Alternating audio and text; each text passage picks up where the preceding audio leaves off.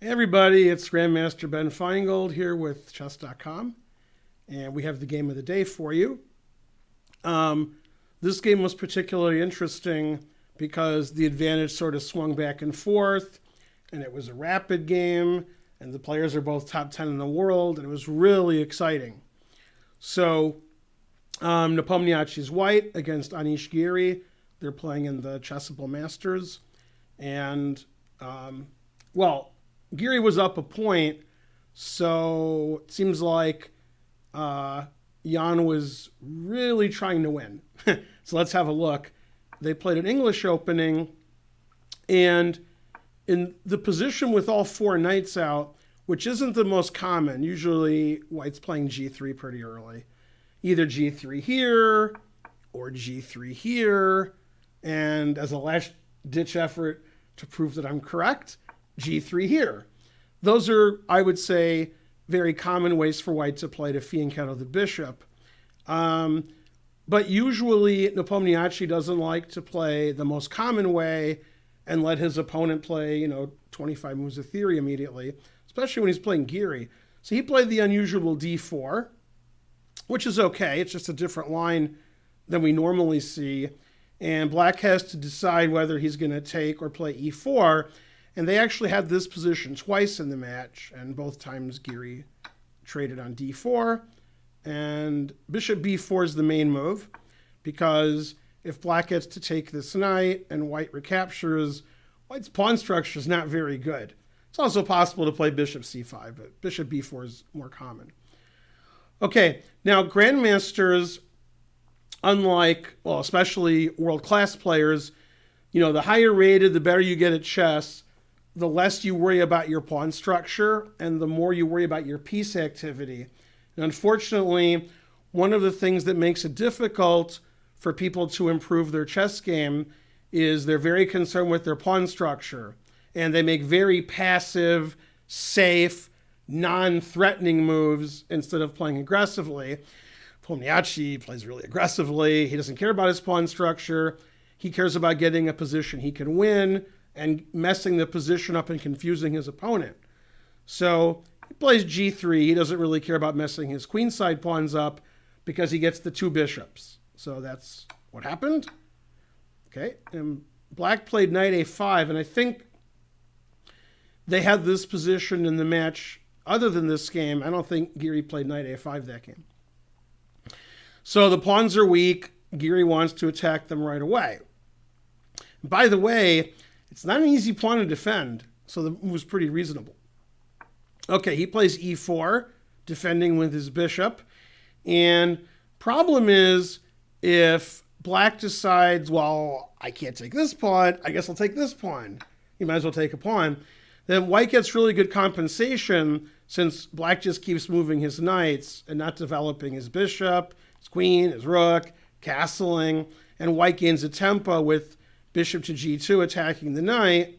And the engine actually slightly prefers white here because white's going to get an open e-file, an open diagonal, and black's going to have to move his knight again. So it's playable for black, but the engine prefers getting some things done like castling.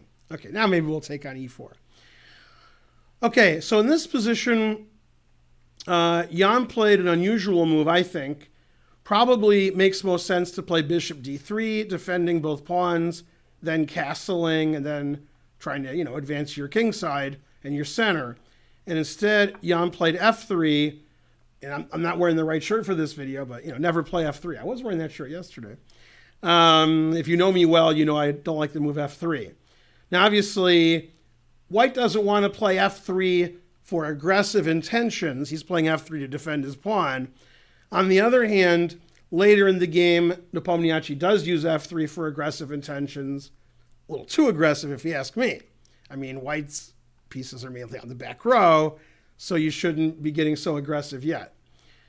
Okay, Giri plays the very solid d6. Now his bishop has a plethora of squares. And he plays h4 because he's Nepomniachtchi. And also, when I'm streaming, I'm always talking about, I don't know what to do. I guess I have to play h4 or a4, because that's what people are doing nowadays. I do that a lot in bullet and blitz chess, but it seems like even in slow chess, moving your side pawn is becoming the vogue thing to do. Okay, maybe it'll get out of fashion at some point. I'm not a fan of h4. I don't like attacking when I'm behind in development and my pieces are all in the back rank. But again, Nepomniachtchi's putting pressure on his opponent, and if the engine doesn't like it, well, humans aren't engines. They don't play perfectly, by playing 10 seconds a move.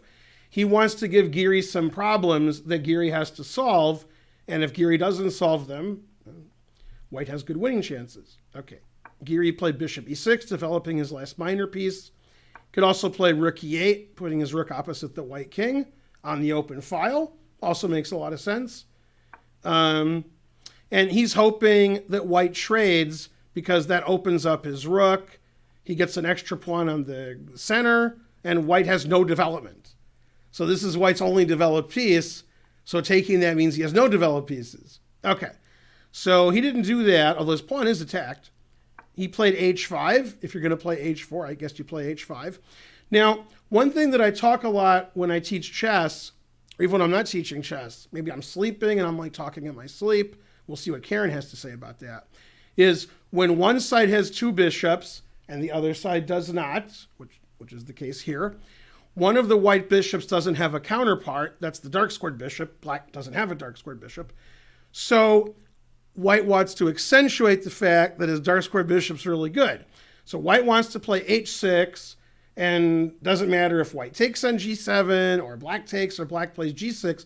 Black has really weak dark squares if his pawns are going to all be on white squares. White really wants to play h6 and then play bishop to g5, and that bishop's looking pretty good.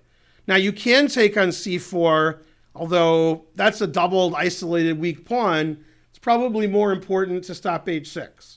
Okay, so Giri and the engine agree, which doesn't happen every game, every move this game, plays h6. Okay, he's stopping White from playing h6. He's stopping bishop g5. He is breaking the rule of moving pawns in front of his king, so White plays g4. He's going to keep attacking. So this is a very put all your eggs in one basket game, and as a vegan, I'm against it. Okay, unless they're vegan eggs. All right, now g5 is going to be annoying, so Giri plays knight to d7, which is the engine move. The knight has all these good squares. You can't attack the knight with g5, but he plays g5 anyway, which the engine does not like. And here actually might have been a good time to save his pawn.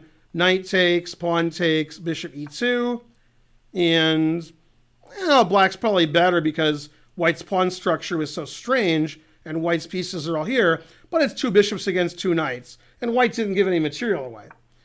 Okay, instead he went all in, g5. Maybe Nepomniachtchi, when he retires from chess, can play poker, all in. H takes g5, and then h6. So White's just attacking. I have to win this game. I played h4, h5, I played g4, we're going to keep going. Okay, now, Black doesn't want White to open the h-file, because then Black has a pretty good attack. In fact, after the move Giri played, the engine thinks Black is close to winning, but any other move it actually prefers White. It really wants to block that h-file up, and he played the move g6. And this is funny, this is something else that I've taught on occasion. One of the best ways to block your opponent's attack with pieces is by using their pawns against them, because they can't go through their pawns. So if Nepomniachtchi had his druthers, he might want to take this pawn off the board. Okay, and then he could put his queen and rook on the h-file and start attacking. But with that pawn on the h-file, it's blocking the rook, and any kind of queen maneuver to the h-file, it's blocking that too. Okay, he played h7 check, and of course, Black was very happy to play king h8, and this pawn basically saves Black. So Black is ahead in material. White's development is obviously very poor, but White has two bishops, and it's a very complicated position that could go either way. And you could argue that getting a worse result in general is okay if you have more wins. If you played 10 games of chess and you won 3 and lost 7, that's not what you're hoping for. But if you won 2 games and drew the other 8, that would be a much better score. However, Nepomniachtchi really wants to win this game. He's behind in the match. He needs to play a way where there's a better chance of winning. 3 wins and 7 draws from a crazy position.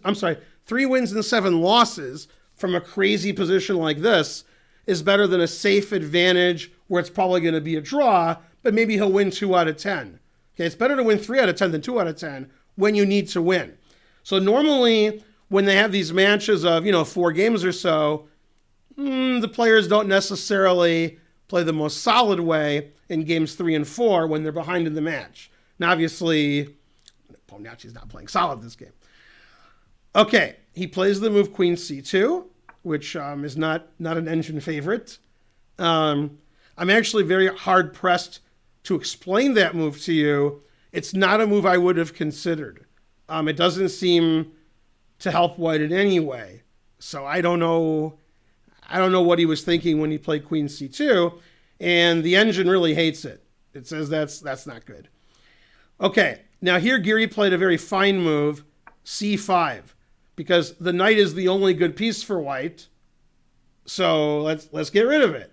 So he's hoping for knight takes, pawn takes. White has no pieces out. Black has the open F file. Black has good pawns in the center. Black has an extra pawn. Great. And in fact, the engine does say that white should do that, but usually when you're attacking, you don't want to trade pieces. So he played knight to b3. That's not a good square for his knight. Knight takes c4. Black is up 2 pawns. Queen to g2. Well, I didn't really understand queen c2. Obviously, he wanted to go to g2 and put pressure on the g5 pawn. That just seems like a very strange way of playing to me. The engine agrees. Okay, so now if 2 supercomputers were playing, black would just wrap it up. Black's up 2 pawns. White's attack is very suspicious. But this is a rapid game. They're humans. They both have less than 5 minutes. So anything goes. Okay, luckily, Giri didn't play the move f6, even though it's the engine move, because never play f6. He played queen f6. He wanted his queen to come here. Okay, reasonable way of playing. f6 is also good.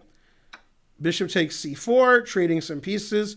He could take on c3 check, or he could take back. They're both good, but Nepomniachtchi didn't like his opponent's knight on c4. That was hitting too close to home. You don't want your opponent's pieces to be in your position. Okay, so bishop takes c4. Bishop takes g5, getting one of his pawns back temporarily. Queen takes c3. Bishop retreats. And the queen retreats. Actually, queen f6 is definitely the move I would have played, but the more precise move is queen to b2, putting more pressure on white's position. Probably what Giri was thinking was, I'm winning, I have more pawns, my opponent's king is on e1, let's just play safe. Don't get checkmated, and eventually you'll win. That's the kind of way I think. Okay, computers don't think like that, they just play the most precise move. Okay, queen f6, rook to c1. Obviously, black wants to take the rook, but it's defended by the knight, so black wants to play bishop takes knight and then take the rook, so he moves his rook out of the way, and probably wants to play bishop c3, rook takes c4, so rook c1 is a pretty obvious move. Okay, d5 is probably the best move for black, defending the bishop, opening up the center with white's king in it, but knight e5 looks pretty good too, I must say. Defends the bishop, knight d3 check, knight f3. That would be hard not to play. Okay, and he played bishop c3, and now, for the first time in the game, I would say Giri made a real mistake. Up until now, he's played virtually like an engine, maybe 1 or 2 inaccurate moves that don't matter much, and black is winning. And once again, he should play d5 and open the center. He's threatening d4, and white's king doesn't look very good. But instead, he traded pieces, which maybe your chess coach told you to do when you were head material, but that's actually not good advice. You want to trade good pieces. You want to trade bad pieces for good pieces. Man, no wonder I lose a lot lately. I'm mixing up. Okay, so if you have a bad piece and your opponent has a good piece, you want to trade them. If your piece is better than theirs and you trade, that doesn't help you at all. And that's what Giri did here. And it's actually very confusing to me. And the reason I'm confused is that the piece is so bad. Okay, the knight on b3, That's not a good attacking piece. That's nowhere near black's king. It doesn't really have anywhere good to go. The bishop on c4, I like that piece. That's a great piece. It's near the white king, controls a lot of squares in white's territory. So again, white should play d5, but black should play d5. But unfortunately, he was probably worried about bishop takes e5 and rook takes c4. He wanted to do something about it that was quick, so he traded on b3. That gives away some of his advantage, because now this piece is a very superior piece. Look at that diagonal that it's on. So we got rid of a black piece for a white piece that actually favors white now, because that knight on b3 wasn't very good. All right. Now he made the move that threw the win away, probably still close to winning if he plays the move queen f4, attacking the rook and blocking the f-pawn, and, well, partially unpinning his knight. He's got some work to do because his knight's pinned to two pieces. But eventually he can unpin his knight, and then he'll have some threats. d5 is also a good move, as it was before, but he played the move g5, trying to stop f4, when in fact g5 makes f4 stronger. So it's weird. He wants them to stop f4, but that actually makes f4 better later in the game, which you'll find out. Okay, rook to d1, and what he wants to do is get rid of the defense of the knight. He's looking for a chance to play rook takes d6 and crash through on the diagonal. And this is where Giri makes not the fatal mistake, but the mistake that loses his advantage. He still has an advantage if he gets his rook off of a8. Morphy style. Rook on a8's not doing anything. So let's play rook to e8, and let's get that rook opposite the king and defending the knight, and the rook obviously is doing nothing on e8. But instead, he played queen e7 because he wants to play the move f6, and then he's perfectly safe. The bishop on c3 isn't pinning the knight anymore, and the pawn on f6 is defending g5, and white doesn't really have any way to crash through. But queen e7 doesn't work, and obviously the players have very little time on their clock, so you can't analyze everything. And here, Nepomniachtchi makes an ingenious move. With the queen on f6, if the g file gets opened, I said if, then the queen is defending against g7. Now the queen is on e7, it's not defending g7, and even though black played g5 to prevent f4, now f4 is even better. Okay, you have to take on f4 because your knight's pinned. And now, Nepomniachtchi missed the winning idea. He would have won the game if he had moved his king. He wants to play rook d to g1, threatening queen g7 mate, but actually there's another threat. So you can go to d2 or f2, it doesn't matter. Let's go to f2. The engine says that's better, but I don't know why. d2 is also good. And the idea is to play rook g1 and queen g7 mate. And unfortunately for black, there's another mate. After rook g1, queen g8 check takes, and you take discovered mate, because the two rooks are here against the black king. So there's not a good defense here. So queen f6 is the best move, rook g1. Now, let's play a really bad way for black so I can show you the winning attack. Although, actually, the engine here says black has to resign. But let's check, okay, and then let's take that bishop, okay? Now, there's that mate I was telling you about, check, and you promote to mate. The rook is the funniest to me. Okay, you may disagree. You might think a queen is better, but to me, that's funnier. Okay, now with those two rooks and h-pawn and queen, that's a devastating attack. And here, Jan, with probably very little time on his clock, missed that idea, but the other rook on g1, that's not as good, because we need the rook on h1, so we can play that discovered mate. H takes g7, g takes mate. Well, he's threatening queen g7 mate, okay. So that's easy enough to stop, f6. Now, if this rook was somehow here, then queen g8 check is just winning immediately. And it's like impossible to stop. So this rook g1 threw away the win, and now he played another brilliant move, rook takes d6. Okay, obviously the queen is overworked. It's defending g7 and d6. You can't take the rook because you get mated. Okay, so black played a similar tactic, knight f3 check. He said, well, I can't take the rook because you play queen g7 mate, but you're not going to play queen g7 mate if you take my knight. Your queen can't go to g7. On the other hand, if he doesn't take the knight's going to take the rook, which also is stopping all the mates. So he has to take the knight. Now black can take the rook. Materially, black is winning, but white has so much attack that it's actually balanced. Queen g4, threatening mate again. Queen e7, stopping the mate. And now white could draw the game by playing queen takes f4. It would be a balanced position according to the engine.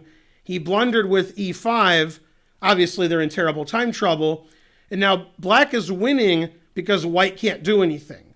If you had to make a move for white here, you don't really have a good move. The e-pawn is pinned. You can't take on f6. So more than one move wins. The engine prefers rook a d8, getting the rook into the game. Rook a e8 is also good. And black should be winning, although it's very complicated. Instead, Giri returned the favor by taking the pawn. And now after queen h5, he's got to worry about bishop takes e5 check. Okay, so instead of white's e5 being pinned, black's e5 pawn is pinned. Okay, and after rook e8, defending the pawn, which is forced, white plays rook g5, attacking the pawn again. And the engine says black can still play for a win, but if you're playing the game, you don't know who's winning. You're afraid with either color that any move could lose the game. Probably I'd be more afraid if I was black, because white's got all his pieces attacking. So queen d7 supposedly gives black the advantage, but what Giri did makes a lot of sense if you're a human. Queen d7 is more if you're an engine. And that's queen takes h7.